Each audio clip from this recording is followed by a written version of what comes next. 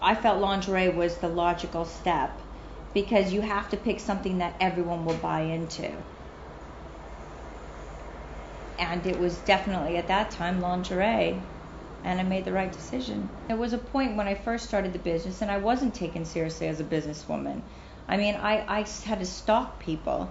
I've never been treated like that. It was awful. I mean, I called up Next. They wouldn't see me. For the first 2 seasons, they weren't interested.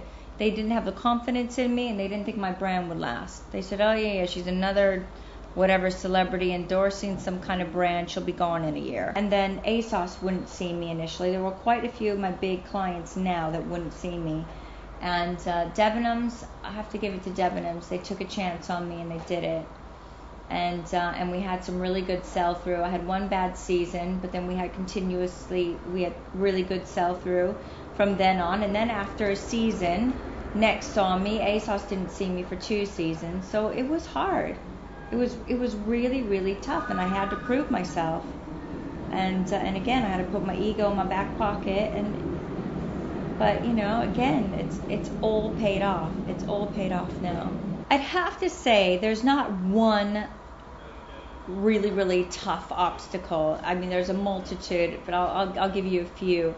Obviously, to start a small business, it's money. Where are you going to get the money? If you don't have the money, where are you going to get the equity partners, or go to the bank and get that loan, get that line of credit? That was even me. I needed to get a line of credit to facilitate my cash flow. And I didn't know about it. I learned on the, there's so much information available online, and you got to do that research.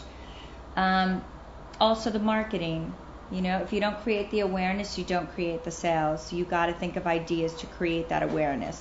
In a way, it wasn't hard because my name was thrusted out in the public eye, so I got a lot of free publicity. But the thing is, for the papers to keep on being interested in me, I had to come up with other crazy ideas without selling my soul, So that's a difficult one. And also, I mean, you have to give the customers a really good product. You have to really, I'm all about integrity. I'm all about brand integrity. I give my soul. I have so much passion for my brand. My fits I work so hard on. The quality, I take a hit on my margins because I want to give them a really, really good product.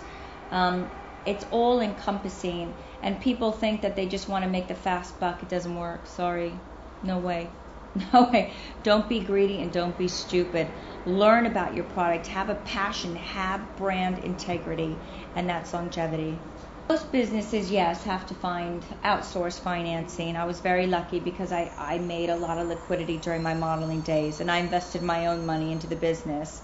And when I fell short cash flow because my expansion was so immense within like an 8-month radius before the recession hit, of course, I couldn't facilitate my cash flow because I'd have to dish out, $1.5 million to pay for my stock, and then I had to wait 90 days until I get paid. So it was a really, really tough one. But I talked to the bank, and again, I did my research. Then I spoke to a few banks, and to see where I could get that line of credit, that back-to-back situation, and I got it through Barclays. They're amazing, and that's how I got my financing.